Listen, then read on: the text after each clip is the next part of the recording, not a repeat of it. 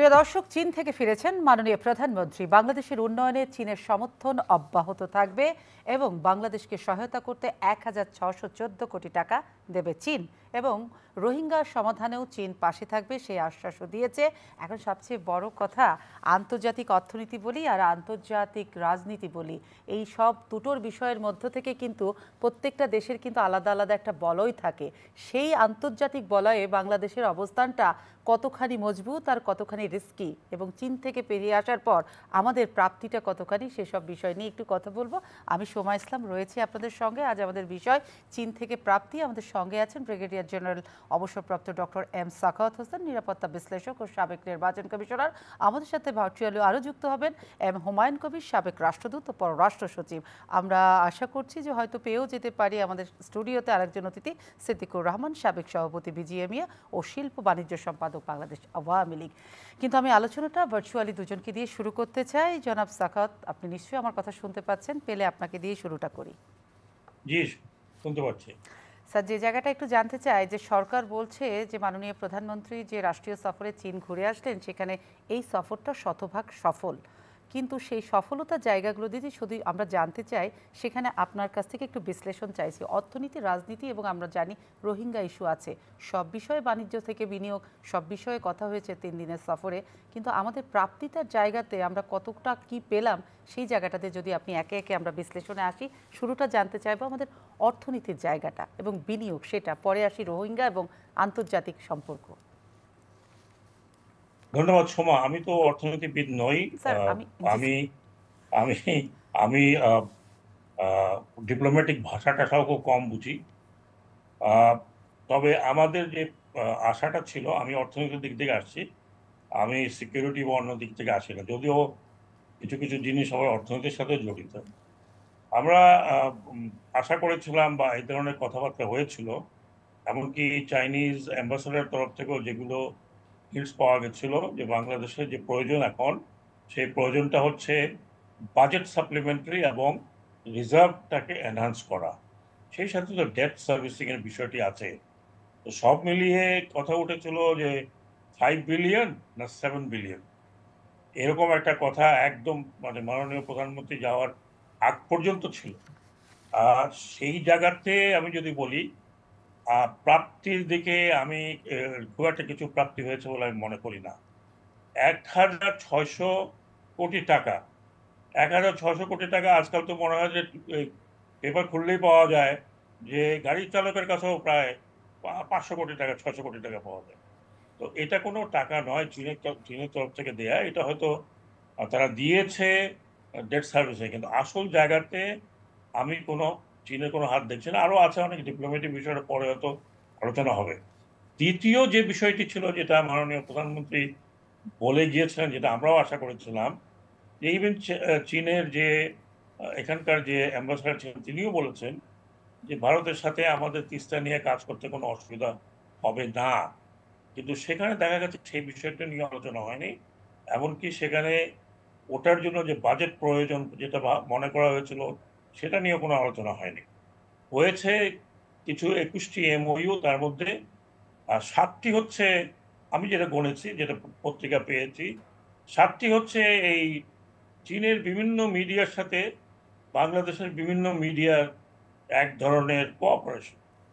আর সেই কোঅপারেশনটা বা কি সেটা বলা মুশকিল।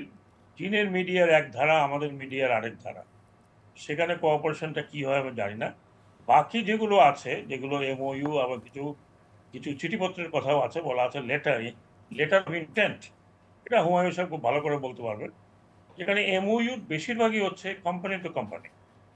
চীনের কোম্পানি আমাদের এখানকার কিছু কোম্পানির সাথে ইনভেস্টমেন্ট করবে, কিছু সহযোগিতা হবে, কিছু যে কোনো ওই আপনার ইপিজেড আছে, সেখানে কিছু ইনভেস্টমেন্ট হবে। এর বাইরে না স্ট্র্যাটেজিক্যাল, না ট্যাকটিক্যাল, না অন্য কোনো বিষয়ে কোনো আলোচনা হয়নি। বরং যে ল্যাঙ্গুয়েজ আপনার ডিপ্লোম্যাটিক ল্যাঙ্গুয়েজ প্রেসিডেন্ট শি ব্যবহার করেছেন, আমি সেটা পড়ে শোনাবো কিছুক্ষণ পরে। তো 3টা খাতে আমি যদি দেখি, এই 3টা খাত আপনি বললেন, সেই 3টা খাতের মধ্যে বাকি দুটো কিন্তু খুব ইম্পর্টেন্ট। ফাইন্যান্সিয়ালি খুব একটা কিছু অর্জন হয়েছে বলে আমি মনে হয় না। এখানে একটি কথাই চীন বলেছে যে আমরা ফার্দার যে লোনের ব্যাপারটি এবং উন্নয়নের দ্বারা যে টাকা পয়সা লাগবে তার জন্য আমরা 3টি কমিটি পাঠাবো।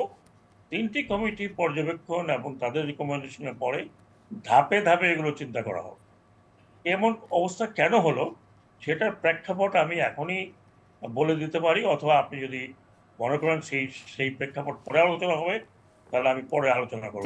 মোদ্দা কথা, আমাদের যে আশা ছিল সেখানে প্রাপ্তি সেই আশা অনুযায়ী কিছুই হয়নি।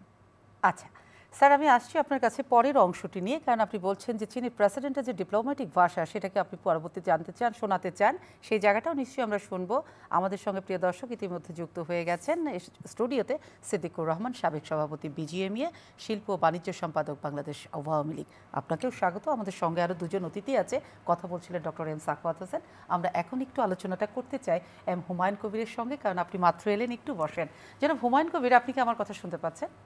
জি, আপনার কথা শুনবো। যে জায়গাটা একটু জানতে চাই, জনাব সাখাওয়াত হোসেন তো বলছিলেন যে চীনের সঙ্গে যে প্রাপ্তিগুলো এবং ভীষণ একটা আশা প্রত্যাশা ছিল সেটা ততটা আশাব্যঞ্জক হয়নি। কেন হয়নি সে ব্যাখ্যাটা আপনি শুনলেন, কিন্তু ডিপ্লোমেসির জায়গাটা অর্থাৎ আন্তর্জাতিক কূটনৈতিক সে জায়গাটাতে রিলেশনশিপ সেটা কতটুকু ফলপ্রসূ হয়েছে এবং অর্থনীতির জায়গাটাও অতটা আশাহত করেছে যেটা স্যার বললেন, সেই জায়গাটা আমি জানতে চাই যে আসলে রাজনৈতিক বলয়টা আমাদের দেশ ঠিকঠাক মতো এগোচ্ছে কিনা। ধন্যবাদ আপনাকে। আসলে দুই দেশের সম্পর্ক, সেটা বড় দেশ ছোট দেশ যাই হোক না কেন, সম্পর্কটা তো যার যার যার প্রয়োজনের ভিত্তিতেই সম্পর্কটা নির্ধারিত হয়, কিন্তু তারা অন্য দেশের সাথে সম্পর্ক বজায় রাখে। তো সেই দিক থেকে যদি আমরা আসি তাহলে আপনি দেখবেন যে সাখাওয়াত ভাই যে কথাটা বললেন যে আমাদের এই মুহূর্তে কি প্রয়োজন, এই মুহূর্তে আমাদের অর্থনৈতিক সমর্থন, সেটা আপনি বাজেট সাপোর্ট বলেন, ফাইন্যান্সিয়াল সাপোর্ট বলেন, বা আপনি ট্রেড সাপোর্ট বলেন, যেগুলো আমাদের অর্থনীতিকে সমৃদ্ধ রাখতে পারে সেই জায়গাগুলোতে সমর্থন দরকার। এবং সেই জায়গায় খুব বেশি কিছু একটা আমরা অর্জন করেছি বলা যাবে না। এমওইও হয়েছে কতগুলো, নিশ্চয়ই এটা প্রাইভেট সেক্টরে ইনভেস্টমেন্ট হলে ভালো, তো সেটা আসলে আমরা ওয়েলকাম করি। কিন্তু চীনের মতো দ্বিতীয় বৃহত্তম অর্থনৈতিক শক্তির সাথে যখন আমি আলোচনা করছি, প্রত্যাশাটা তৈরি হচ্ছে, এবং এগুলো এখানে আলাপ আলোচনাও হয়েছে, কিন্তু ভিজিটটা শুরু হওয়ার আগে কিন্তু প্রচুর আলাপ আলোচনা হয়েছে, সেই জায়গায় কিন্তু খুব একটা দৃশ্যমান কিছু হয়নি, সেটা সাখাওয়াত ভাই বলবেন, আমি মোটামুটি তার সাথে। তবে জি স্যার, এখানে রাজনৈতিকভাবে যদি বলেন বা কূটনৈতিকভাবে বলেন, সেখানে খানিকটা আছে, যেটা এখন আমাদের আমাদের কতটা প্রয়োজন, তাদের কতটা প্রয়োজন, সেগুলো আছে খানিকটা। যেমন ধরুন, সরকারের রাজনৈতিকভাবে চীনের কাছ থেকে একটা এন্ডোর্সমেন্ট দরকার ছিল, এবং সেটা কিন্তু তারা বলেছেন, তারা অভিনন্দন জানিয়েছেন। গত নির্বাচনের জন্য মাননীয় প্রধানমন্ত্রীকে সরকার গঠনের জন্য অভিনন্দন জানিয়েছেন। আমি মনে করি রাজনৈতিকভাবে সরকারের জন্য এটা ইতিবাচক একটা জায়গা। রোহিঙ্গা ইস্যুর কথা যদি আসে, আমি রাজনৈতিক বিষয়গুলোতে যাচ্ছি, রোহিঙ্গা ইস্যুতেও তারা তাদের অব্যাহত সমর্থনের কথা বলেছে। আমরা এই রোহিঙ্গা জনগোষ্ঠীকে এখানে যে মানবিক সহায়তা দিচ্ছি সেটারও প্রশংসা করেছে। তো কাজেই চীনের দিক থেকে তাদের এই আশ্বাসটা রাজনৈতিকভাবে বা কূটনৈতিকভাবে আমাদের জন্য আমি বলবো যে গুরুত্বপূর্ণ। এছাড়াও ধরেন আমাদের যেগুলো অর্থনৈতিকভাবে একটু একটু নাই যে সেটা বলবো না, তবে সেটা খুব ট্যাঞ্জিবল বলা যাবে না। যেমন চীনা ব্যাংক বাংলাদেশে প্রতিষ্ঠার ব্যাপারে একটা সহমত হয়েছে, চীনের ব্যাংক আসবে, এবং সেটা আসলে ভবিষ্যতে দুই দেশের মধ্যে ফাইন্যান্সিয়াল ট্রানজাকশনের জায়গাটা সমৃদ্ধ হবে বলে মনে করা যেতে পারে। আরেকটা জায়গায় ধরতে পারি আমরা এটা ইতিবাচক, যদিও এটা ভবিষ্যৎ নীতি। চীনারা আমরা 2026 সালে যখন উন্নয়নশীল দেশের কাতারে যাব, তখন আমরা তাদের কাছ থেকে 98 বা 98% যে শুল্ক মুক্ত প্রবেশাধিকারটা পাই, সেই প্রবেশাধিকারটা তারা তারপরও অব্যাহত রাখবেন, এরকম একটা আশ্বাস কিন্তু আমাদের দিয়েছেন, যেটা আমি ইতিবাচকভাবে মনে করি যে সেটা এটার উপর এটা খুব আমার মনে হয় চীনে আমাদের জন্য এটা ভালো। এবার যদি চীনের দিকে যাই আমরা, চীনারা কিন্তু বেশ তাদের দিক থেকেও বেশ কিছু আমি বলবো যে আমরা তাদেরকে যেটা দিতে চাই বা আমাদের কাছ থেকে তারা যেটা প্রত্যাশা করেন, তার অন্যতম প্রধান বিষয় হচ্ছে চীন সাম্প্রতিককালে তার তাইওয়ান নিয়ে, চীন সাগর নিয়ে বেশ চাপের মুখে আছে। তো সে জায়গায় আমরা এক চীন নীতির কথা জোরের সাথে আগেও বলেছি, এবারও বলেছি। এটা চীনের জন্য রাজনৈতিকভাবে বা কূটনৈতিকভাবে একটা পাওয়া। তাইওয়ানের বিষয়টা নিয়েও কিন্তু আমরা স্পষ্ট করে চীনের অংশ হিসেবে সেটা আমরা আবারও উল্লেখ করলাম।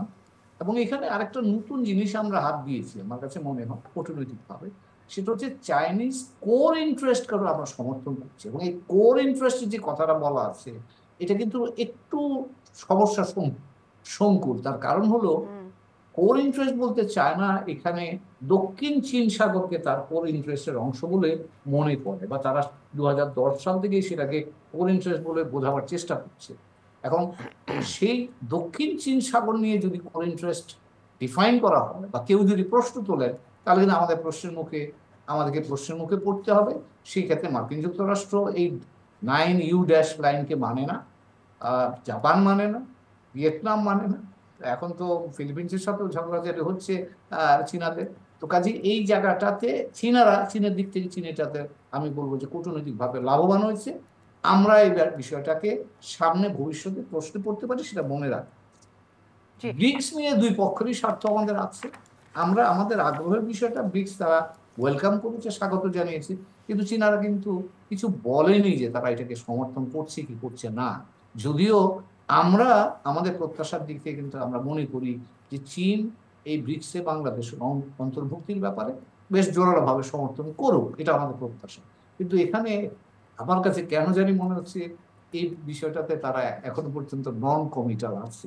তো সেটা আমি মনে করবো যে কূটনৈতিকভাবে আমার পক্ষে যদি তাদেরকে আমার সাথে পেতাম তাহলে সেটা ভালো হতো। রোহিঙ্গা ইস্যু নিয়ে ইতিমধ্যে আমি বলেছি, আর আপাতত বলছি না, আপাতত হুমায়ুন কবির থাকুন আপনি আমাদের সঙ্গে। আপনি একদম ভীষণ বড় সবগুলোর ব্যাখ্যা অল্প অল্প করে সবটাই দিয়েছেন। আমি একটু জনাব সিদ্দিকুর রহমানের কাছে যেতে চাই। আপনি মাননীয় প্রধানমন্ত্রীর সঙ্গে সফর সঙ্গী ছিলেন, ফিরেছেন, কিন্তু যেটা দুজনই বলছিলেন যে অর্থনীতির সবচেয়ে বড় শক্তিশালী দেশ চীন, সেখানে আমাদের চীন বলছে 1614 কোটি টাকা তারা সহায়তা দিবে। তো প্রত্যাশার জায়গাটা তো আরও অনেক বড় ছিল, এবং আপনারা এই সফর কত সরকার বলছে এটা শতভাগ একটা সফল সফর হয়েছে, কিন্তু এখানে প্রশ্ন উঠেছে যতটা অর্থনীতির সহায়তা সেই জায়গাটা পুরোটা হয়তো আশাজনক হয়নি। আপনি কোন জায়গা থেকে বলবেন? না, আমি সেটা মনে করি না, কারণ যেভাবে আলাপ আলোচনা হয়েছে বা যতটুকু এগিয়েছে, চীন আমাদের সবসময় উন্নয়নের অংশীদার। তো উন্নয়নের অংশীদার হিসাবে তারা আমাদের সাথে এখন যে আলাপ আলোচনা হয়েছে তাতে তারা যেটা দিবে বলেছে, আমরা হয়তো সবসময় চাইতে তো একটু বেশিই চাই, দিতে একটু কম দিতে চায়, এবং তারা যেটা বলতে চাচ্ছে সেটা হলো যে আমরা এই টাকাগুলো কোথায় ব্যবহার করব সেই সব প্রজেক্ট দেখার জন্য তারা আসবে। আমরা হয়তো এগুলো হলো আলোচনার শুরু মাত্র। দীর্ঘদিনের তাদের সাথে তো আমাদের আগেরও লেনদেন আছে। চীন কিন্তু এরকম একটা দেশ যেখানে আমরা যদি 1 লক্ষ টাকার লোন নেই, তাহলে দিতে দিতে যদি আমি 60 বা 70% যখন দিয়ে ফেলি তখন কিন্তু বাকিটা তারা মৌকুবও করে দেয়। এরকম ইতিহাস কিন্তু আছে, এবং তারা অনেক বলেছে যে কোনোটা এর পরবর্তীতে যেগুলো আমাদেরকে যে লোন দিবে সেটা হয়তো স্বল্প সুদে হতে পারে, অথবা সুদবিহীনও হতে পারে, অথবা অনুদানও হতে পারে। তারা কিন্তু আমাদের সাথে সম্পর্ক রাখার জন্য যা যা প্রয়োজন সেইভাবেই কিন্তু কথা বলছে। এবং 1600 কোটি টাকা যেটা সিদ্দিক সাহেব, সেটা কি স্বল্প সুদ, মওকুফ নাকি অল্প? কি এই ব্যাপারে এখনো কোনো সিদ্ধান্ত বলা হচ্ছে হয়নি। সহায়তা, কিন্তু কি এটা কি সহায়তার মধ্যে তারা কি লোন হিসাবে ধরবে নাকি অনুদান হিসাবে দিবে, এই জিনিসটা কিন্তু চীন সরকার এখনো ক্লিয়ার করেনি। এখনো এটা আলাপ আলোচনার ভিত্তিতে আছে। আপনি বলছেন যে যে খাতে চীন তার টাকাগুলো দিবে, আমরা কোন কোন খাতে সেগুলো ব্যবহার করছি সেটা তারা দেখবে। আমাদের তো বিভিন্ন পার্টনারশিপেই চীনের উন্নয়নে ডেভেলপমেন্ট পার্টনার, তাদের টাকাতে তো আমাদের অনেক উন্নয়ন প্রকল্প হচ্ছে, কিন্তু এর আগে সব প্রকল্পকে কি চীন এসে ঘুরে দেখেছে সরজমিনে? সবসময় দেখেন, দেখা ছাড়া তো কোনো প্রকল্প আপনার আজ পর্যন্ত কেউ তো ফাইন্যান্স করবে না। আচ্ছা, তো দেখবে, কিন্তু এই যে তারা দেখেও, এবং চীনের যে প্রকল্পগুলো আছে ম্যাক্সিমাম প্রকল্প কিন্তু তাদের লোকই করে। আচ্ছা, তাদের তো তারাও ঋণ দেয়, তাদের লোক দিয়েই সবকিছু হয়। কিন্তু আমাদের কথা হচ্ছে যে তারা এবার কি বেশি ঋণ দেওয়ার ক্ষেত্রে কনসার্ন কিনা, যে দেখতে চান কিনা করাপশনটা তাদের মাথায় আছে কিনা? না, সেরকম কোনো আলাপ আলোচনা হয়নি। তবে টাকাটা কোন খাতে দিচ্ছে, আমাদের এটা খাতটা উন্নয়নে হচ্ছে না দুর্নীতিতে যাচ্ছে, এটা তো তাদের কনসার্ন। সেটা তো তারাই দেখবে। তারাই প্রজেক্ট যখন লম্বা করে তখন তো আমরাই কনসার্ন বেশি তাদের থেকে, যে আমার প্রজেক্টের কস্ট বাড়ছে, আমাকে তো একসময় এটা শোধ করতে হবে। অতএব এটা বাংলাদেশ সরকারই তো কনসার্ন বেশি। চায়নার পক্ষ থেকেই কিন্তু অনেক সময় অনেক কিছু প্রবলেম হয়, এবং যার জন্য আমাদের প্রজেক্টগুলো লেন্দি হচ্ছে। যে প্রজেক্ট যতটা লেন্দি হবে তত সেখানে আপনার খরচ বাড়বে, এটাই স্বাভাবিক। আজকে যে জিনিসটা যে দাম আছে, আজকের থেকে 5 বছর আগে 3 বছর আগে যে রডের দাম ছিল আজকে তো আর তা নাই।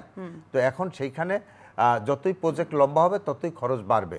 এটা কিন্তু আমাদের যতটা না দোষ, তার থেকে চায়নার পার্টেরও কিন্তু দোষ আছে। সেই জায়গায় আমরাই কনসার্ন বেশি যে যত দ্রুততার সাথে যে প্রজেক্ট করা যায় এবং যে প্রজেক্ট থেকে আমার বেনিফিট আসবে যত তাড়াতাড়ি আসবে সেই প্রজেক্টগুলোই আমরা এখন করতে চাই। চীন এত বড় অর্থনীতির দেশ, আপনি শুরুতেই বলছিলেন যে চাওয়ার সময় তো মানুষ একটু বেশি করে চায়, কারণ দেবার সময় তো মানুষ কম করে দেয়। তাহলে চীনের হাত দিতে অসুবিধা কোথায়? ও তো এত বড় অর্থনীতি এবং ও তো দিয়েছে আমাদের। না, এটা তো এরকম না। লোন তো আপনার অনেক টাকা আছে, কিন্তু আমি চাইলে কি আপনি দিয়ে দেবেন? কিন্তু আমি তাহলে যেটা দরকার সেটাই চাইবো। আপনি তো অবশ্যই দেখবেন যে আমি কোথায় ব্যবহার করব, আমি আপনাকে কিছু সব সময় ফেরত দিতে পারবো কিনা ঠিক মতো, এই জিনিসগুলো তো আলোচনা হচ্ছে এবং অনেকগুলো এমওইউ হয়েছে।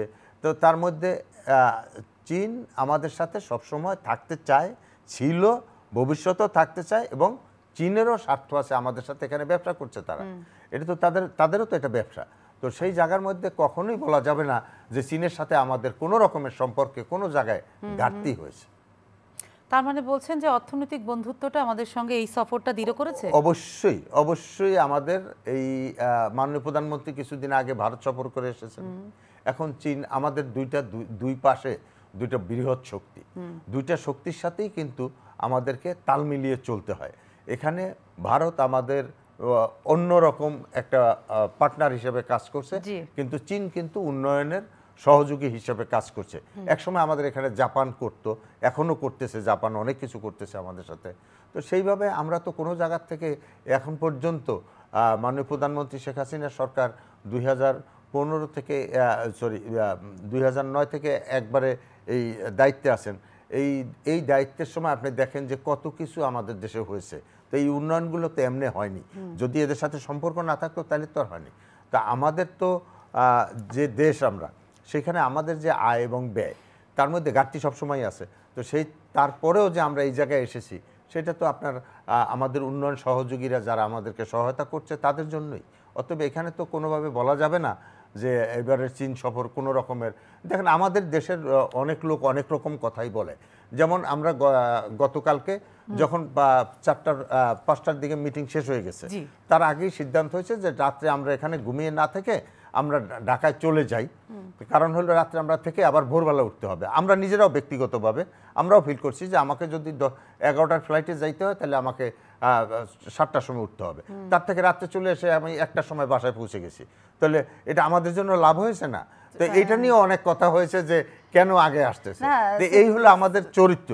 আসল কথা হচ্ছে আমাদের নিজেদের এক একজনের থিঙ্কিংটাও এক এক রকম, এবং আমরা বলার সময় অনেক কিছু বলি, কিন্তু বলাটা আসলে যে এটা কতটুকু কি কাজে লাগবে সেটা বোঝা উচিত। আমরা রাত্রে ফেরত এসেছি, সেটার জন্য অনেক কিছু সোশ্যাল মিডিয়ায় অনেক লেখালেখি দেখলাম। ঠিক আছে, ফেরত আসলেন, কিন্তু ওই যে একটা ইমোশনের কথা বললেন, নিজের দেশে ঘুমাবো, তা আপনারা সব না ইমোশনের প্রশ্ন না তো এখানে। আমার কাজ নাই, আমি রাত্রে এক রাত তো থেকে ওখানে হোটেল ভাড়াই দিব কেন? পরের দিন সকালে এত কষ্ট করে উঠবই বা কেন আর আসবই বা কেন? আমি এসে দিনে আজকের দিনটা আমরা কাজ করতে পারলাম, এটা কি ভালো না? কাজ করতে পারলেন, এখানে ইমোশনের কিছু না। আপনি বলছেন যে নিজের দেশে যে ঘুমাবো, আমি সেজন্য বলছিলাম ওখানে না নিজের দেশে না, মানে আমার তো রাতটা ওখানে ঘুমানো, সকাল উঠে কোনো কাজ নাই, আমরা ডাইরেক্ট এয়ারপোর্টে চলে যাব। তো সেই জায়গার মধ্যে আমরা রাতে চলে এসেছি, এখানে ক্ষতি কি হয়েছে? এটা নিয়ে সোশ্যাল মিডিয়ায় অনেক উপকার হয়েছে, আমাদের উপকার হয়েছে। সতর্ক হয়েছেন, মানে এটা যে কথা হচ্ছে এটা আপনাদের কানে গেছে, কথা না হলে তো না, আমরা সোশ্যাল মিডিয়ায় দেখতেছি যে বিভিন্ন জন বিভিন্ন মন্তব্য করতেছে। যে জায়গাটা যে আপনারা তো বিভিন্ন রাষ্ট্রীয় সফরে আপনারা সব সময় যান ব্যবসায়িক জায়গা থেকে, কিন্তু এরকম কি আপনারা মানে সফর ছোট করে চলে আসেন যে একদিন রাতটা থেকে? সফর ছোট করা হয় নাই, আমাদের যা সফরের যা কাজ ছিল, যেখানে যেখানে যে মিটিং করার কথা ছিল সেগুলো সব শেষ হয়ে গেছে 5টার পরে। তারপরে আমরা ঠিক করছি যে হ্যাঁ আমরা চলে আসবো।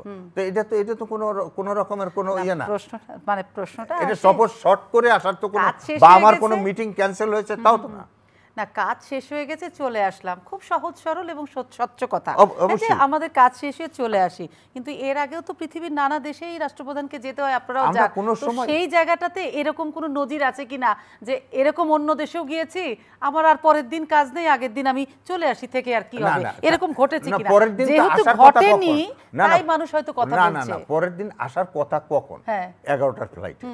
তাহলে সেই 11টার ফ্লাইটটা আগের দিন রাতের 10টার ফ্লাইটে আমরা আসছি, তাহলে পরের দিন 11টার ফ্লাইটে আসা মানে আপনার তো সকালে কোনো কাজ নাই, আপনি ঘুম দিয়ে উঠে এয়ারপোর্টেই যেতে হবে, আপনাকে চলেই আসতে হবে। তো শুধু শুধু আমরা থাকিনি, ওখানে চলে আসছি, এই তো। এখানে সফর শর্ট করার তো কিছু নাই। আচ্ছা, কারণ আপনারা প্রয়োজন অনুভব করেননি, মনে করেছেন চলে আসাটাই প্রয়োজনের তো প্রশ্ন না, প্রয়োজনই ছিল না, প্রয়োজন ছিল না বলেই আপনারা চলে এসেছেন। আর সেটা যেহেতু রাষ্ট্রীয় প্রধান আছেন, প্রধানমন্ত্রী, হয়তো সেটা নিয়ে এসেছেন, অনেকে অনেক কথা বলছে, কারণ এখানে অনেক রাজনীতি থাকে, পক্ষ বিপক্ষের নানান কিছু থাকে, আর জায়গাটা যখন চীন থাকে তখন তো অনেক চেনার প্রশ্নও থাকে। আমি একটু চলে যেতে চাই এম সাখাওয়াত হোসেন আপনার কাছে। স্যার, আপনি কিছু বলতে চাচ্ছিলেন, কিন্তু যেটাও সিদ্দিক সাহেব বলেন ওই নিয়ে আপনার আবার কিছু বলার আছে নাকি স্যার? না, উনি ওনার কথা বলেছেন, আমার ওনার কথার উপরে তো কোনো কথা নেই, উনি গিয়েছেন ওনার আন্ডারস্ট্যান্ডিং। আমি যতটুকু ডিপ্লোমেসি বুঝি, আপনি যখন একটা এই ধরনের মিটিং করেন, কয়দিন থাকবেন, কি কি হবে, এটা অনেক লম্বা প্ল্যানে। এটা আমি আজকে গেলাম বা আমার মনে হলো যে না এখন আমি চলে যাই, তা হয় না। অনেক সময় রাষ্ট্রপ্রধান অথবা সরকার প্রধান চলে আসেন, সেটা যদি দেশে কোনো এমার্জেন্সি সেরকম হয়, সেরকম অবস্থা যদি হয়। উনি বললেন যে উনি ওনার কথা বলেন, আমি ওনার কথার মধ্যে যাচ্ছি না। আমি ওয়ার্ল্ড ওয়াইড যে ডিপ্লোমেসি, যেটা এখানে হুমায়ুন সাহেব আছেন তিনি বলবেন, একটা এই ধরনের রাষ্ট্রীয় সফর অনেক দিন লাগে তৈরি করতে, এবং আমরা অনেক দিন থেকে শুনছি যে ইলেকশনের পরে উনি প্রথম যাবেন ইন্ডিয়াতে, তারপর যাবেন চীনে। তো ব্যাপারটা হলো এরকম যে একদিন আগে আসলাম কি একদিন পরে আসলাম, দ্যাটস নট দি ইস্যু। ইস্যুটা হচ্ছে, দেখেন আমাদের দেশে এই সরকারের ভিতরে কোনো রকমের সামঞ্জস্য নাই। আপনি একজন প্রেস সেক্রেটারি, যিনি সেক্রেটারি মর্যাদার লোক, যিনি প্রেস সেক্রেটারি হয়েছেন, তিনি যে সেই লোক নন এখন, তিনি একজন সেক্রেটারি মর্যাদার লোক।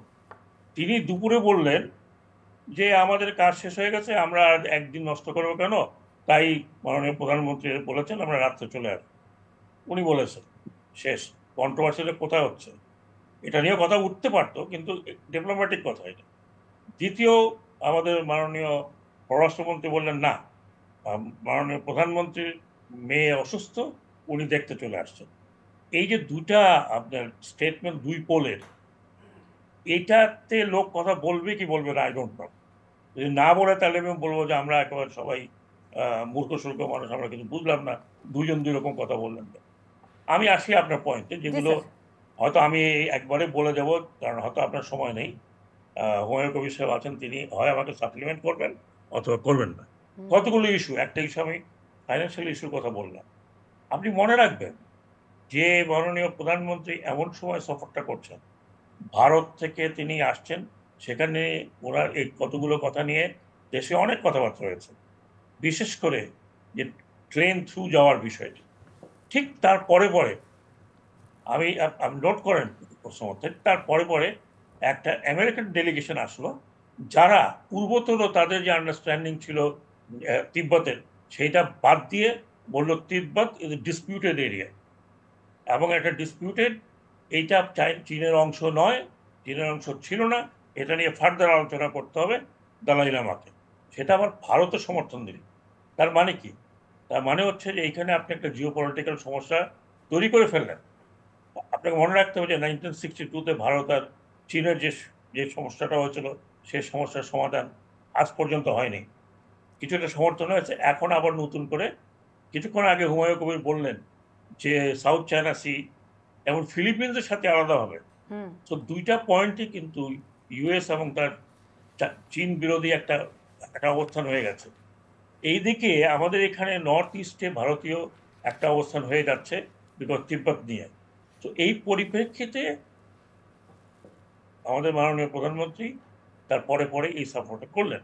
কাজে সেখানে চীনের একটা perception of Jio political change, অত্যন্ত গুপ্তভাবে চীন কিন্তু ওই ওই ওই ভিজিটটাকে একেবারে নাকচি করে দিয়েছে। এটা গেল।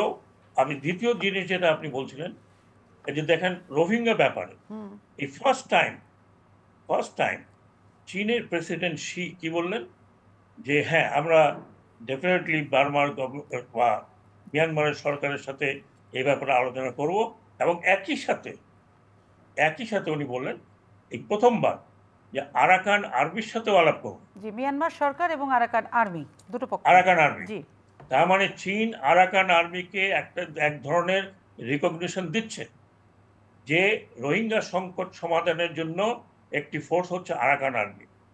সময় আপনার মনে থাকবে যে আমি প্রায় 3 বছর থেকে লিখছি এই আরাকান আর্মি কিন্তু হবে পরবর্তীতে ফোর্স, যাদের সাথে আমাদের আলাপ করতে হবে। চীন কিন্তু এবার বলেই দিল আপনাকে যে আপনার আরাকান আর্মির সাথে আলাপ করতে হবে। থার্ড পয়েন্ট যেটা আমি আসছি, আমি ন্যান্সি পেলোসির ভিজিটের কথা বললাম হলো। থার্ড যে পয়েন্টটাতে আমি আসছি সেটা হচ্ছে, আমি এখন হয়তো সময় পাবো না, আমি হুমায়ুন কবির সাহেবের জ্ঞাতার্থে দুই একটি জায়গা বলছি। একটা গ্লোবাল ইন্টারন্যাশনাল 10 তারিখে একটা আর্টিকেল বেরোয়েছে, যেটা হচ্ছে ওয়াং কি লেখা, এবং কোট করেছেন যে আমাদের প্রেসিডেন্ট শি কি বলেছেন তার ভাষায় 3টি কথা অত্যন্ত গুরুত্বপূর্ণ। তিনি বলেছেন যে she stressed that China supports Bangladesh in adhering to an independent foreign policy. China আমাদেরকে বলছে যে আমরা বাংলাদেশকে সাপোর্ট করছি for an independent foreign policy.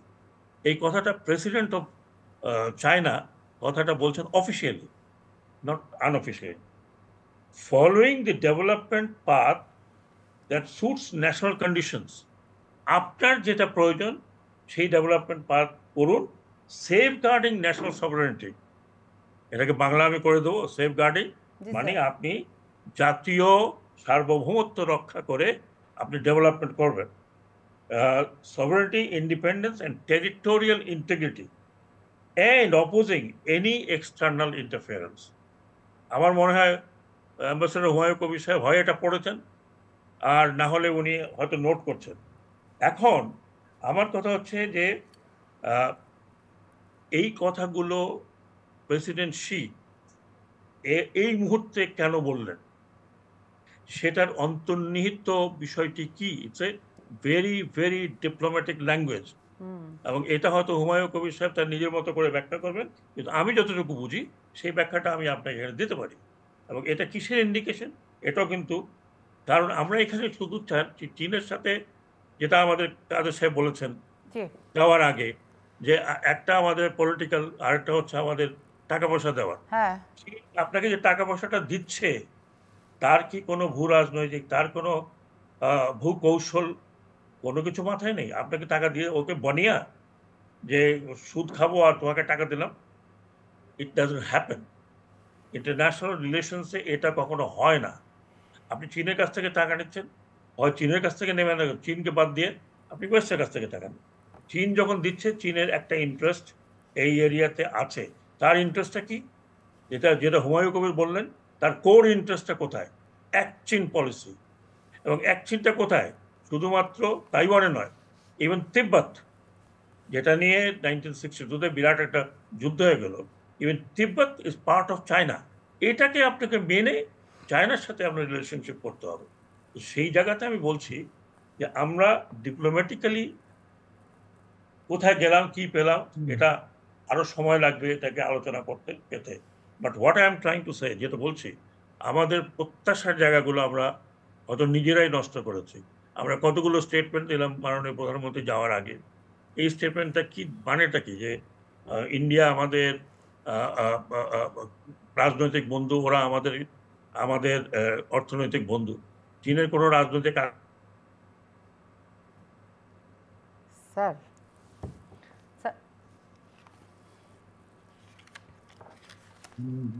ইন্টারনেটে প্রবলেম হয়েছে। জি সাকা স্যার হচ্ছে যে জি, সেটা আমি যে শেষ করে দিচ্ছি এখনই। আমি যেটা শঙ্কিত সেটা হয়তো 1 বছরের মধ্যে চীন ভারতের আবার একটা সীমান্ত নিয়ে গন্ডগোল শুরু হবে, যখনই চাপ পড়বে আপনার তাইওয়ানের দিকে। এবং এটার পিছনে কিন্তু আমেরিকা আছে, এটা শুধু ভারত নয়। ভারতীয় যতগুলো আপনি স্ট্র্যাটেজিস্টের এখন বক্তব্য শুনবেন, এই বক্তব্যটা হচ্ছে এটার উপরে, যে তিব্বতকে আবার রিভাইভ করা হচ্ছে। স্যার তাহলে যে জায়গাটা একটু জানতে চাই, তাদের তো সীমানা বাউন্ডারি নিয়ে সবসময় বর্ডারগুলো নিয়ে একটা অস্থির অবস্থা থাকে, কিন্তু যে জায়গাটা একটু স্পষ্ট করে জানতে চাই সেটা হচ্ছে ভারত বাংলাদেশের যে সম্পর্ক, সেখানে আবার চীনের কোনো টেনশন দাঁড়িয়ে গেল কিনা। আমি তো পড়ে আপনাকে শোনালাম। হ্যাঁ আমি তো স্যার আমি ওই জায়গাটা আরেকবার ক্লিয়ার হয়ে নিলাম, সেই জায়গাটা, সেই জন্য আমি বললাম সার্বভৌমত্বের ব্যাখ্যা আপনি আমি কি দিয়েছেন। আবার ওই শব্দগুলো পড়ে শোনাবো আপনাকে? স্যার একদম পড়ে শোনাতে হবে না, যার যতটুকু বোঝার সে বোধহয় ততটুকুই বুঝে গেছে। আমি আপনাকে পড়ে শোনালাম, এটা এখন আমি যা বুঝি আপনি হয়তো সেরকম বুঝবেন না, হুমায়ুন সাহেব হয়তো আরেক রকম বুঝবেন। কাজে এইটা কোনো দেশে আপনি বেড়াতে গেলেন, সেখানে আপনাকে বললো আপনার বাড়িঘর কিন্তু তালা দিয়ে রেখেন, ঠিক মতো রেখেন, আবার কেউ যেন ঢুকে না যায়, এগুলো কি বলবেন আপনি? কেন বলবেন? যখন আমার মাথায় এটা আছে, ঢুকেছে, আমি আপনাকে একটু আগাম কথাগুলো বলে দিলাম, বাকিটা আপনার ইচ্ছা, আপনি কি করেন না করেন। জি স্যার, এবং আপনি যেটা একটু বলছিলেন সেখানে বোধহয় ইন্টারনেটের একটু আমাদের ছিল, দুর্বলতা ছিল সে জায়গায়, যে মাননীয় প্রধানমন্ত্রী চীনে যাওয়ার আগে চীন যাওয়াকে কেন্দ্র করে আমাদের মাননীয় মন্ত্রীবর্গের যে কথাবার্তা ভারত সফর শেষ করে এসে, সেটাও কি কোনো ইম্প্যাক্ট আছে?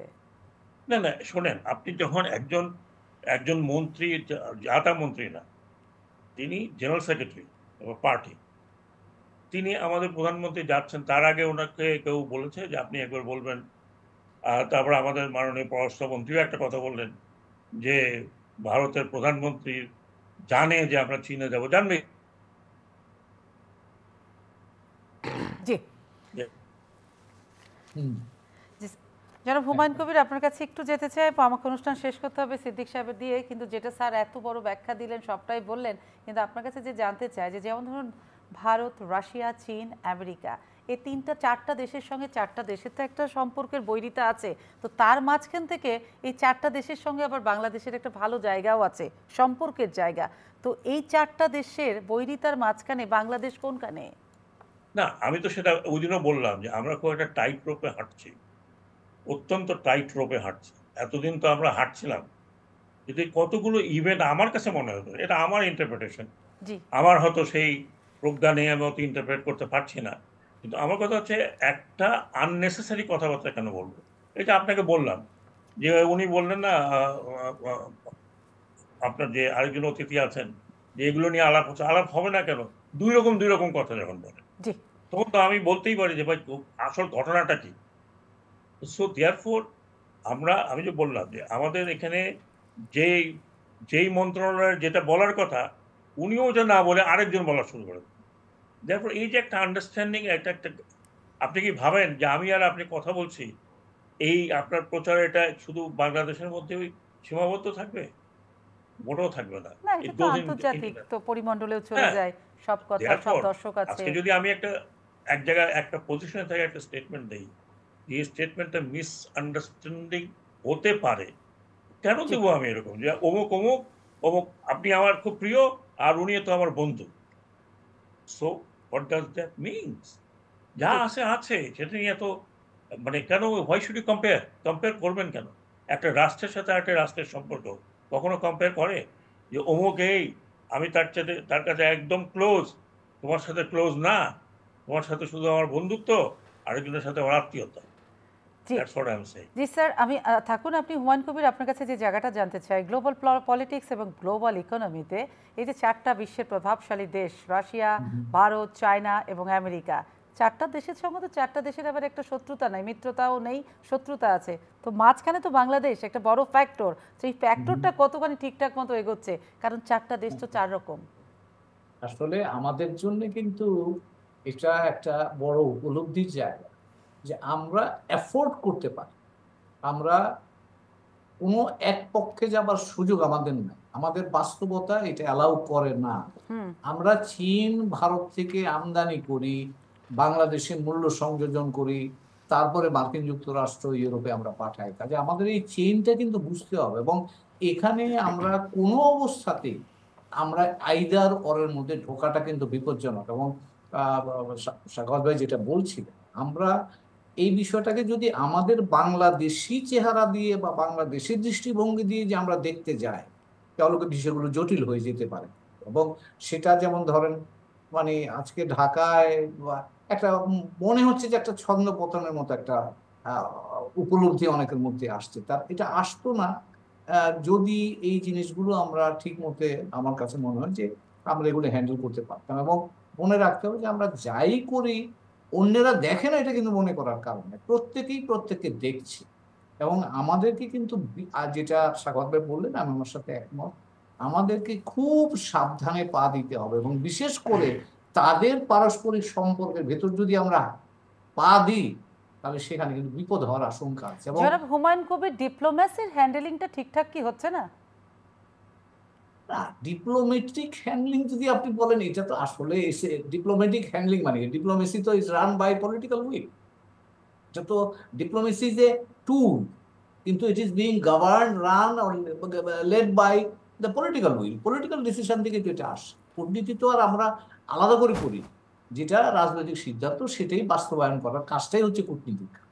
কিন্তু রাজনৈতিক সিদ্ধান্ত আর বিশেষ করে এইরকম বড় দেশের সাথে সম্পর্কে রাজনৈতিক উপাদান বা রাজনৈতিক সিদ্ধান্তের একটা বড় ভূমিকা কিন্তু আছে, এটা কিন্তু আমাদের মনে রাখা। জনাব সিদ্দিক, আলোচনাটা শেষ করব। আমরা অনেক কথা আমরা সকলেই শুনলাম, আপনি কোনটা বলবেন সেটা বিষয়, কিন্তু আমার প্রশ্ন হচ্ছে চীন যাবার আগে ভারত সফর এবং ভারতের সঙ্গে বাংলাদেশের যে করিডোর, সেটা নিয়েও কিন্তু একটা সমালোচনা বিতর্ক ইতিমধ্যে উঠে গেছে। এখানে রাজনৈতিক ডিবেট আছে, বহু পক্ষের ডিবেট আছে, স্বচ্ছতা এবং নিরাপত্তারও প্রশ্ন উঠেছে এবং ভারতের সাথে বাণিজ্য বিনিয়োগ নিয়েও অনেক কথা আছে এবং তার মধ্যে পরে আবার চীনের সফর। সব কিছু নিয়ে আগে শুরুটা জানতে চাই, এই যে ভারত বাংলাদেশের রিলেশনশিপের সেই জায়গাটা, বাণিজ্যের জায়গাটাতে, সেটা আপনি বলবেন। তার আগে একটু আমি একটা কথা শুধু বলতে চাই, সেটা হলো যে সাখাওয়াত ভাই যেটা বলেছেন যে পররাষ্ট্রমন্ত্রী একটা কথা বলেছেন যে ওনার মেয়ে, মাননীয় প্রধানমন্ত্রীর মেয়ে অসুস্থ।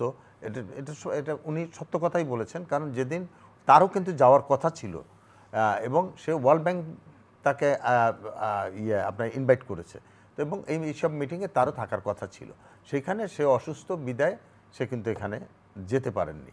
তো সেটা তো আফটার অল তো প্রধানমন্ত্রী হইলেও তিনি তো একজন মা। না না স্যার বোধহয় সেটা বুঝাতে চাননি, বুঝেছে যে দুটো কথা দুরকম, দুটো কথা প্রেসের কথা একরকম, মন্ত্রীর কথা আরেকরকম, সবার কথা একরকম। প্রেস সচিব যে কথাটা বলেছে সেটা হলো যখন মাননীয় প্রধানমন্ত্রী ডিসিশন দিয়েছে সেই অনুযায়ী উনি বলছেন। আর হয়তো দুইজনের সাথে তো একেবারে সবসময় তো আর কথা হচ্ছে না, স্পটে ডিসিশন, স্পটে কথা, তো সেখানে উনি হয়তো বলছে, উনি হয়তো মনে করছে যে যেহেতু ওনার মেয়ের আসার কথা ছিল, সে আর পুতুল আসতে পারে নাই, তার জন্য হয়তো উনি রাত্রে আর না থেকে যাচ্ছে। এটা এমন কোনো অন্যায় তো কোনো কিছু না, এটা কিন্তু আলোচনা সমালোচনা বা এই মিডিয়ায় বসে বলার কোনো যুক্তি আছে বলে আমি মনে করি না। তবে আমাদের যেটা আপনি একটু আগে বলতেছিলেন বারবার যে রাশিয়া, চীন, ইন্ডিয়া এবং আমেরিকা, আমাদের সবার সাথেই কিন্তু যত রকমের, দেখেন ইলেকশনের আগে আমেরিকার সাথে আমেরিকানরা অনেক কিছু করেছে, কিন্তু ফাইনালি ইলেকশনটা তারা মেনে নিয়েছে এবং আমাদের সাথে একত্রে কাজ করার জন্য তারাই কিন্তু এসে বলেছে যে আমরা বাংলাদেশের সাথে একত্রে কাজ করতে চাই। আবার ইন্ডিয়ার সাথে আগে থেকেই ইলেকশনের আগেই কথা ছিল, ইন্ডিয়ার ইলেকশনের আগেই কথা ছিল যে ইলেকশন শেষ হলেই মাননীয় প্রধানমন্ত্রী যাবেন সফরে, সেটাই গিয়েছেন। আবার এটাও আগের থেকে ঠিক করা ছিল যে ইন্ডিয়া সফর শেষে উনি চায়না যাবেন। তো এখানে তো কোনো রকমের কোনো ইয়ে নাই এবং আমাদের কিন্তু ওই রকম সক্ষমতা নাই যে আমরা কারোর সাথে যুদ্ধে জড়াবো, কোনো কাজেই করব। আমরা ডিপ্লোমেসি হলো যে আমার কোনো কারোর সাথে শত্রুতা নাই, সবার সাথে বন্ধুত্ব, এবং আমরা কিন্তু সবসময় মাননীয় প্রধানমন্ত্রী সেটাই মেনটেন করে আসছেন। আমরা সবার সাথে যে যত রকমের কথাই বলুক না কেন, আমরা কিন্তু দেশের স্বার্থ বিকিয়ে দিয়ে কোথাও কোনো কিছু করছি না।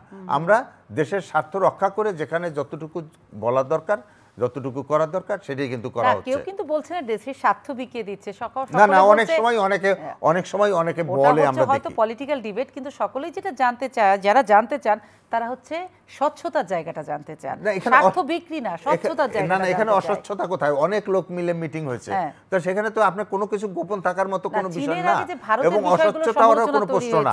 চীনের আগে যেটা স্যারও বলতেন এবং সকলেই বলছেন, আপনি নিজেও জানেন, যে করিডোর, ভারত বাংলাদেশের যে ট্রানজিট, সেই জায়গাগুলোতে যে একটা অস্বচ্ছতার জায়গা। অস্বচ্ছতা কেমনে? আপনি সারা ইউরোপে দেখেন, সারা ইউরোপে কোনো জায়গায় কি কোনো তাদের বর্ডার আছে? কোনো বর্ডার নাই, তারা চলতেছে না, কোনো রকম সমস্যা হচ্ছে। ইন্ডিয়া বাংলাদেশ বর্ডার আছে, তো সেখানে এই ইন্ডিয়ার 7 সিস্টার থেকে যদি আমরা করিডোর দেই, তাতে কি আমাদের কোনো ক্ষতি হয়ে যাবে? আমরাও উপকৃত হব, আমরাও উপকৃত হব। আন্তর্জাতিক মহাসড়ক আছে, সব ট্রানজিট আছে, কিন্তু বিষয়টা হচ্ছে যখন এটা নিয়ে একটা সমালোচনা তৈরি হয়, সমালোচনাটা আমি করতে যাব কেন? প্রশ্ন হলো এটাই যে আমি সমালোচনা করতে যাব কেন? বিরোধী মত থাকলে সমালোচনা সারা ইউরোপ যদি, এটাই ডেমোক্রেসি, তো সমালোচনা না, আপনি আমাকে বলেন, আপনি আমাকে আমার একটা কথার উত্তর দেন, সেটা হলো সারা ইউরোপে যদি কোনো বর্ডার না থাকে, না থাকতে পারে, আমাদের তো border তাহলে আছে। আমাদের ইন্ডিয়ার সাথে বর্ডার আছে, হ্যাঁ। তো সেখানে যদি করিডোর দেওয়া হয় তাতে আমার কি ক্ষতি হবে? উপকার ছাড়া ক্ষতিটা কি? যত কানেক্টিভিটি পৃথিবীর সব জায়গার সাথে, আপনার কানেক্টিভিটি যতটা বেশি বাড়বে ততটাই তো আপনি লাভবান হবেন। আমি এটাই তো স্বাভাবিক। অর্থনৈতিকভাবে কতখানি লাভবান হচ্ছি সেটার হিসাবটা সবাই জানতে চায়। আমার রাস্তা ব্যবহার করে অন্য দেশ কি নিয়ে যাবে সেটা দেখতে চায়। এই দেখলো তো পাহারা দিবে কে সেটা জানতে চায়। এটা যতক্ষণে এটা যখন হবে, হ্যাঁ। যখন না হবে, কোনো পরিকল্পনা কি হওয়ার পরে হয় নাকি পরিকল্পনা হওয়ার আগে পরিকল্পনা একটা করেই তো diagram আমরা তৈরি তো হয়? অনেক আগেই বলেছি যে তাদেরকে করিডোর দিব এবং তাদেরকে করিডোরে আমরা কি যাবে? চিটং পোর্ট তারা আমাদের ব্যবহার করবে, যার জন্য আমরা বন্দর কিন্তু ক্যাপাসিটি বাড়াচ্ছি, আমরা ডিপ সি পোর্ট করতেছি। তো সবকিছু ব্যবহার তো শুধু বাংলাদেশ করবে না, ইন্ডিয়াও করবে। আমরা ইয়ের সাথে নেপালের সাথে নেপাল করতে চাই, ওই জায়গাটা নেপাল তো ওই করবে, জায়গা যখন ভুটান আমরা করবে, সিদ্দিক সবার সাথে আমরা করব। সাহেব কোনো আপত্তি নাই, ব্যবসা বাণিজ্য গ্লোবাল অর্থনীতি বাড়বে, রিলেশনশিপ বাড়বে, কিন্তু সেটা হচ্ছে মানুষের যেটা বিরোধী পক্ষের কথাগুলো সেটা হচ্ছে আমরা কি বেশি দিয়ে দিচ্ছি কিনা, পাচ্ছি কি। যেমন আমরা যদি ট্রানজিট দিই ভারতকে, তাহলে আমাদের বাণিজ্য সুবিধা বাড়াতে আমরা কি নেপাল ভুটানের সাথে ট্রানজিট ভারতের উপর দিয়ে পাচ্ছি কিনা, পাচ্ছি কিনা। অবশ্যই। তো আমি শুধু দেব, আমি পাচ্ছি কি এটা জানতে চাই মানুষ। কথাটা কিন্তু এইভাবেই আসছে যে নেপাল ভুটানের সাথে আমাদের সাথে কানেক্টিভিটি ভারত দিবে বলেই, ভারত দিবে বলেই আমরা তাদেরকে দিচ্ছি। হ্যাঁ, তো এই কথাগুলোই তো জানতে চাই সকলে। মাননীয় প্রধানমন্ত্রী সেদিন যখন প্রেস কনফারেন্স করছেন সেখানেও উনি বলেছেন, তো এই মাননীয় প্রধানমন্ত্রী নিজের মুখে বলেছেন, তো সেখানে তো আর অন্য কারো কোনো কথা থাকে না। বারবার বলতে হয় যখন বারবার প্রশ্ন ওঠে। না না, বারবার তো উনি বললেন, আবার বললেন। না না, সেটা তো আপনি দেখেছেন যে সাংবাদিক উনি প্রতিটা দেশ সফরের শেষে সাংবাদিক সম্মেলন করে, সেখানে ওখানে সাংবাদিকরা যখন প্রশ্ন করছে তো উনি কিন্তু ওপেন বলেছেন যে ইউরোপে কোনো জায়গায় কোনো আপনার বর্ডার নাই, তো আমরা এখানে বর্ডার থাকার কি দরকার। আর দ্বিতীয় কথা হলো আমাদের কি বর্ডার লাগবে না, বর্ডারের দরকার আছে, উঠিয়ে দিলেই তো হয়। যদি এক সময় বর্ডার নাও থাকে তাহলে তো ভালো। আপনি সারা পৃথিবীতে আপনি চান কি, আমরা চাই কি, আমরা কোনো জায়গায় আমি আমার পাসপোর্ট নিয়ে যাব, আমার কোনো রকমের ভিসা লাগবে না, আমরা ভিসা লাগবে না, আমরা উন্মুক্ত বিশ্ব চাই। উন্মুক্ত বিশ্ব হলে লাভবান কে হবে? আমাদের মতো দেশগুলো হবে। আমাদের ভারতীয় ভিসা পেতে কত সময় লাগে জানেন তো? সাধারণ মানুষের 1.5-2 মাস। আপনি জানেন কতদিন কত ভিসা দেয় এখানে? হ্যাঁ, 12,000 ভিসা ইস্যু পার করে ডে 12,000 ভিসা দেয়, কিন্তু কত সময় লাগে? জি স্যার। সোমা, এটা তো আমাদের আলোচনার বিষয় না। আমি একটা মিনিট আপনাকে নিচ্ছি। মাননীয় প্রধানমন্ত্রীর মেয়ে অসুস্থ, উনি মা হিসাবে যে কোনো সময় চলে আসতে পারে, এতে কোনো সন্দেহ নেই, এটা কোনো ডিসপিউটের ব্যাপার না। আমি যে কথাটা বলছিলাম, উনি বলছিলেন যে এটা নিয়ে কথা কেন, কথা এই কারণে যে দুইজন দুই রকম কথা বলছেন। প্রেস সেক্রেটারি স্পেসিফিক, তাকে অনেক উচ্চ মর্যাদায় দেওয়া হয়েছে, তিনি সেক্রেটারি হিসেবে তিনি একটা কথা বললেন, তারপরে আমি সমন্বয়হীনতার কথা বলছি। প্রেস সেক্রেটারি যদি ওই সময় এই কথাটা বলতেন, তারপরে যদি মাননীয় আমিও সেটাই বলছি সাখাওয়াত ভাই, আমিও সেটাই বলছি যে সমন্বয়হীনতা, কারণ একজন এক জায়গায় বসে বলছে আর একজন আরেক জায়গায় বসে বলছে, যার জন্য দুজনের মধ্যে সমন্বয় নাই দেখেই দুইটা কথা। জি, ওই রাষ্ট্রীয় সফরে সমন্বয়টা থাকলে জি, আচ্ছা, দ্বিতীয় জিনিস কিন্তু দুটো কথা একসাথে হলে বোধহয় এই জায়গাটা গণমাধ্যম তো ওই রকম সময় ছিল না ওইখানে যে ডিসিশনগুলো খুব তাড়াতাড়ি আসছে, যার জন্য এগুলো করতে। স্যার বোধহয় আরেকটা কিছু বলতে চাই। জি স্যার বলেন। দ্বিতীয় পয়েন্টটা, Europe one unit, Europe one unit. সেইখানে এক দেশের মধ্যে আরেক দেশে সেনজেন ভিসা হলে আপনাকে আর ভিসা লাগে না। সম্পূর্ণ ইউরোপ ইজ ওয়ান ইউনিট, কারণ তাদের standard is same almost every country. অনেকে ইউরোপিয়ান ইউনিয়নে এখনো ভর্তি হয়নি, হচ্ছে যাচ্ছে বিকজ অফ দিস ফ্যাসিলিটি। সেই জায়গাতে আমরা বারবার একই কথা, আমরা তো ইউরোপ নয়, আমাকে আগে ইউরোপ হই। উনি বলছেন বর্ডার উঠে যাক, আমরা তো বর্ডার উঠে যাওয়ার কথা বলিনি, আমি বলছি যে আমাদের লাভ হবে নেপাল ভুটানের সাথে, আমরা এই ইন্ডিয়ার আমি সেই জায়গায় যাচ্ছি না, আমি ইউরোপের কথাটা বলছি। আমরা সার্ককে ইস্টাবলিশ করতে পারলাম না, সার্ককে এস্টাবলিশ করতে পারলাম না। এখন তো আমাদের আপনি আমার থেকে ভালো জানেন সার্ক কেন এস্টাবলিশ হচ্ছে না এবং কি কারণে হচ্ছে না, কার সাথে কার শত্রুতার জন্য হচ্ছে না।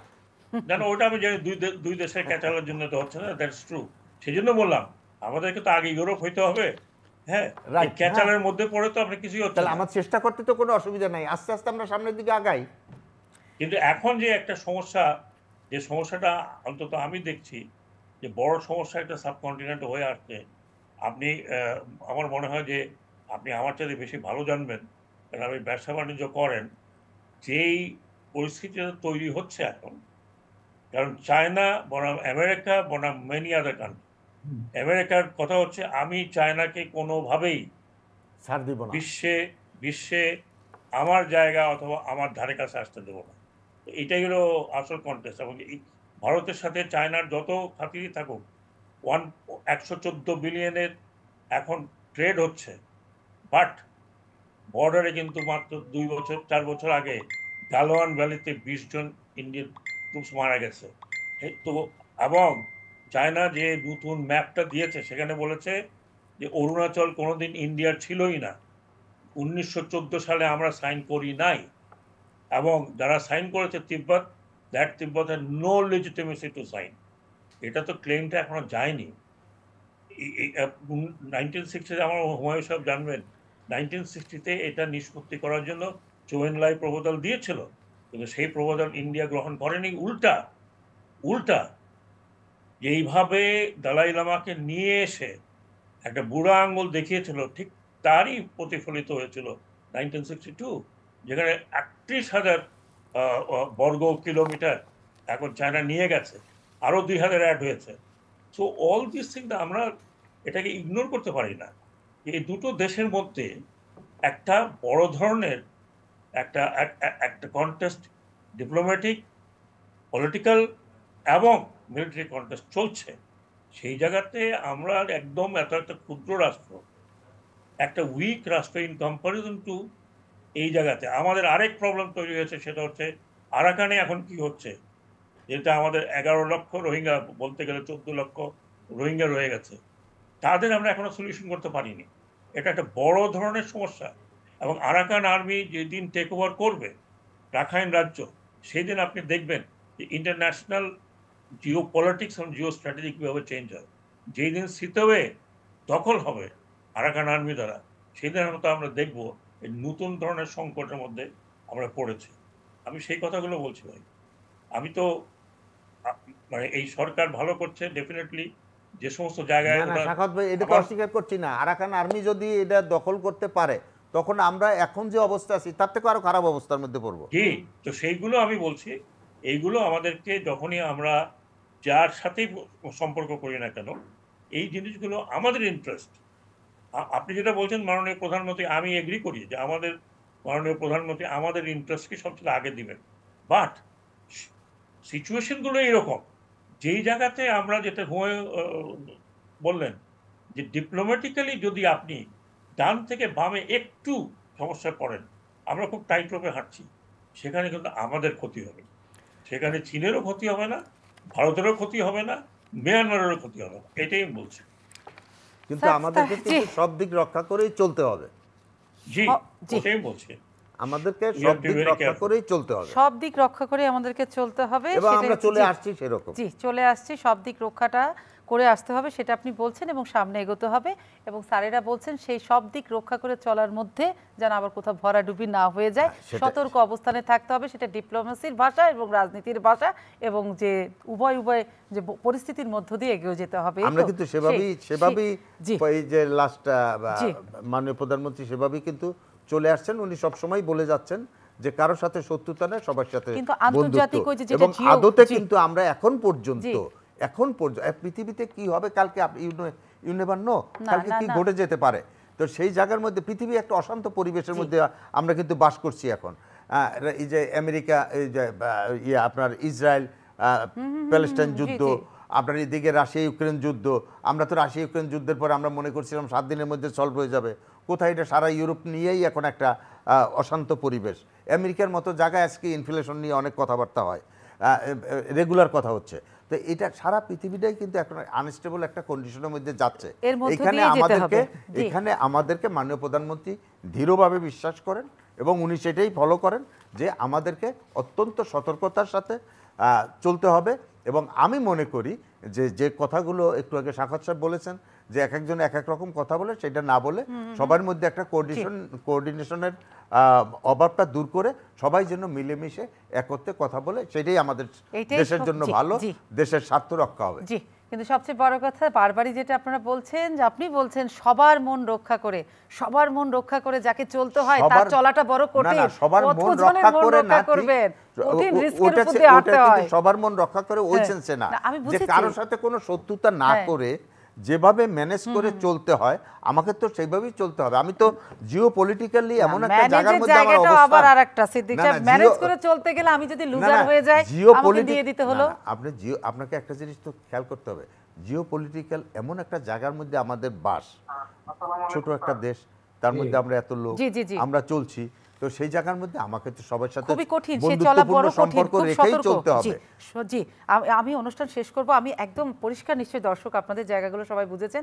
সবচেয়ে বড় কথা, বারবার সবার সাথে মিলেমিশে সবাইকে চলতে হবে, কারণ এটা আর আমাদের ইন্টারনাল পলিটিক্স না, global politics and global economy. সুতরাং কাউকে বাদ দিয়ে তো কেউ চলতে পারে না, কিন্তু সেই চলাটা যেন বাংলাদেশের হয়ে গেছে কঠিন, মানে একটা সুতার উপর দিয়ে একা হেঁটে যাওয়া, সেই শক্ত যদি সুতাটা খুব কঠিন, কারণ আপনার রাশিয়া আছে, আমেরিকা আছে, চীন আছে, ভারত আছে, সবার সাথে সবার শত্রুতা, এবং সেই শত্রুতার মধ্যে থেকে বাংলাদেশ আবার সবার বন্ধু। না, আমাদের সবার সাথে বন্ধুত্ব, এই যে সবার শত্রুদের সাথে বাংলাদেশের বন্ধুত্ব, তার মধ্যে কেউ কেউ শত্রুর সাথে বাসবো বাংলাদেশে, যেটা সাখাওয়াত ভাই একটু আগে বলছিল, কেউ কেউ একটু বেশি বন্ধু, কেউ কেউ একটু কম বন্ধু, এটাই হয় স্বাভাবিক। কিন্তু সবাইকে আবার তালিকাটা ব্যালেন্স করতে হবে। ভালো থাকতে পারে, বেশি থাকতে পারে, তার সাথে আমার সম্পর্ক একটু কম থাকতে পারে, এটা তো খুব ন্যাচারাল জিনিস, এটাই নিয়ম, এটাই ন্যাচারাল জিনিস। তো এইভাবে চলতে হবে, কিন্তু ভীষণ সতর্কতার সঙ্গে। প্রিয় দর্শক যারা সঙ্গে ছিলেন, আরো একবার ধন্যবাদ জানাচ্ছি আমাদের সম্মানিত 3 জন আলোচককে।